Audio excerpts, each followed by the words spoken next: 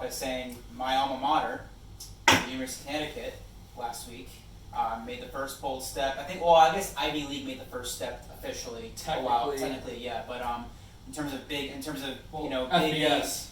names, FBS, the first university to kind of say we're not playing football this year is the University of Connecticut. UConn, yep. Not that they were, anything of a contender, within the last 5 years or so, but it's been a few years, that's for sure. But kind of the first shoe kind of fell with UConn saying they're canceling the season. Yep. And they were the domino. And Dave, I think you've done some more research on this, and what are you hearing now? Well, I'm just starting to kind of see everywhere that more than likely it's the season as a whole, collegiate football, NCAA affiliated, specifically, will more than likely not be taking place. Mm-hmm. But more specifically, and I'm going to quote it from the Dan Patrick Show. I believe it was this morning. He tweeted out saying, a source told him that about an hour ago, this morning, that the Big Ten and the Pac-12 will cancel their football seasons tomorrow. The ACC and the Big 12 are on the fence, but leaning towards canceling as well, and that the SEC is trying to get teams to join them for a season, seeing as though they might be one of the true big conferences trying to potentially play. But as a whole collective unit, and what it's looking like from a collegiate NCAA standpoint, most, if not all, of the conferences will not have a fall football season. Wow. Okay. So the SEC is kind of the last one saying we need to really have this, and they're trying everything to make it happen. But you can't just have an SEC college football. I guess maybe they can do whatever they want. I mean, you could technically, because, and to be honest, the last decade or so, it's really been SEC or nobody. I shouldn't say that, but obviously Clemson, Ohio State, something to say about that. Yeah, Big Ten, ACC. But one can argue that from top to bottom, the most competitive conference at least the last decade has been the SEC. Yeah, absolutely. And there's a lot of, and as you said, the money, the endorsements, the attendance. TV. Well, that's the other thing. They're even trying to get a exclusive TV deal just for SEC games. Yeah. If they're going to be the only ones on, they want to make money from it so that they can supplement it. So I mean, it would be interesting if everything you're hearing is coming true, that a lot of these conferences are going to back out this year. But if for some reason the SEC kind of puts its foot down and says no, we really want a football season.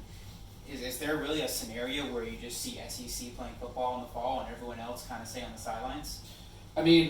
From like a personal opinion, no, it doesn't make sense. But again, I'm not in the boardrooms. Exactly. We don't make the decisions, Dave. I make none of the decisions, and there's people with way more pedigree, and I think that they're holding out hope that they can do it. Yeah. I don't think it's feasible, and I don't think it's necessarily smart. I think it just shows how money hungry they are. Yeah. But at the same time, behind closed doors, I really have no idea what's happening. Yeah. And what this might do, though, in the long run, and I actually just see on your screen what you brought up, how this will affect the upcoming draft and some guys who are projected to be, very high picks. Yeah, and I brought this up, Dave, because so in case people don't know, the Clemson quarterback Trevor Lawrence, and I saw this on the newsfeed this morning. He obviously Clemson being the ACC, not the SEC. Yep. He's really kind of leading this charge of hashtag we want to play. Yep. Basically saying that. What are those? And again, Dave, opinions aside here. Basically, Trevor's saying we're going to be a lot safer on the field with COVID going on than being at home in our communities. Is kind of the message that he kind of brought. He kind of spilled out this morning. Right. I've seen that. Yeah. And so it's whether that's true or not, that's up for medical debate or whatever. But nevertheless, I look at it, and this goes back to the pro level where NHL and NBA. I'll leave MLB out of this for now, but NHL and NBA, they're kind of doing their playoffs in a kind of a bubble system right now. And so far, knock on wood, they've succeeded. There hasn't been any tests I know of within these teams. There hasn't been a single, from what I read, sorry to cut you off though, there hasn't been a single positive, and don't quote me on this, a single positive COVID test in the NBA bubble since the initial testing was done 2-3 weeks ago. There hasn't been a single positive among staff, player, ref, coach. Yeah. So what does that say? So it's shown what you have there, Dave, is you have a model.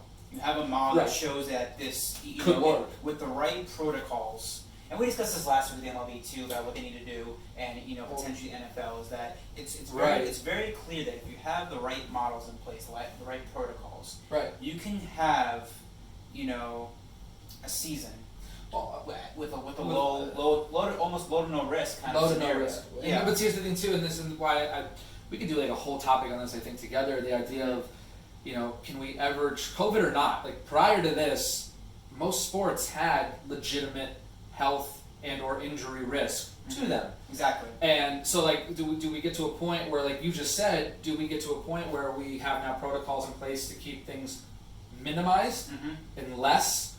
Because the idea to eliminate seems kind of, and this is in my opinion, and I'm going to get chewed out potentially for it, but are we really striving for an instance where there's zero risk at all, or zero risk for COVID? You see my difference there? Exactly. Because even if we get rid of athletes testing positive for COVID, there's no stopping them from head injury, from some of these other horrible freak accidents that happen in competition all the time.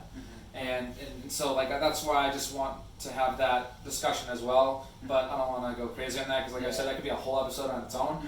But I'm just curious as to other people's opinions on how on what they think on how we should be approaching it. Yeah. So and I'll bring up this one too, NASCAR. I know we're not crazy NASCAR people. No. But NASCAR, they started back in mid-May. And the first few races there was no fans, but actually they started having limited amounts of fans in the stands for some of these races. It's a wide open sport. The grandstands are pretty huge. So, it's very easy to do social distancing with fans in the stands. It can be done. It can be done. It's already cutting off again too. One of our home. I was almost speaking too soon. But I was going to say, one of our hometown teams, the USL, the Hartford Athletic, they've been operating the past month with fans, limited capacity. But now, as I just typed into my thing on my computer, I guess Sunday's match against the Union 2 team was postponed. Is this a player case or this is a spectator? There's a positive COVID case with the Philadelphia Union. And has led to the postponement of Sunday's USL Championship match against the Hartford Athletic at Subaru Park. The team, they did not identify the individual, so it seems like it's isolated and that they've contained it, but out of safety precaution, they postponed the match. But again, my point going away from this idea of just COVID being a risk, do we approach this as, like you said, find a way to do this so it's minimized, or are we trying to eliminate? Yeah, and I think this is going to be very complicated moving forward because, as we said, the SEC has a lot more skin in the game in terms of the financial element of it. They do. Absolutely. But as we found out, even outside SEC, you have some big names saying, we really want this. Because it's a question of does the conference step in and say this is the directive? Is it going to be individual schools kind of saying, we're gonna step back? Because really, at any point, really, anybody can come out within these schools or the conferences or the NCAA, it doesn't matter, and say this is not happening. So the question is who kind of makes those steps, right? So far, it's been the schools. Yeah, so far, except for the Ivy League. It's going to be interesting if a conference now starts making that pitch, and then if multiple conferences start doing it, will the NCAA just put the axe on it? But kind of going back from last week's conversation, the difference between college and professional sports is that professional sports is a business. Yeah. And they really need to find a way to have operate in whatever capacity they can to keep the money coming in. Right. And baseball had a more difficult model to abide by because it actually impacted their season. Right. Versus NBA, NHL with the playoffs.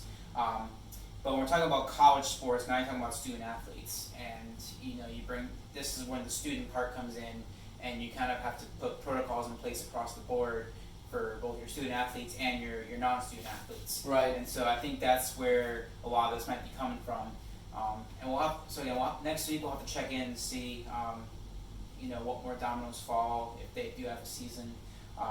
But yeah, this is definitely an interesting topic. Not that I'm a huge college football fan, but it is a big part of the fall, and one can argue without college football for your Saturdays, can definitely leave a pretty big gap moving forward.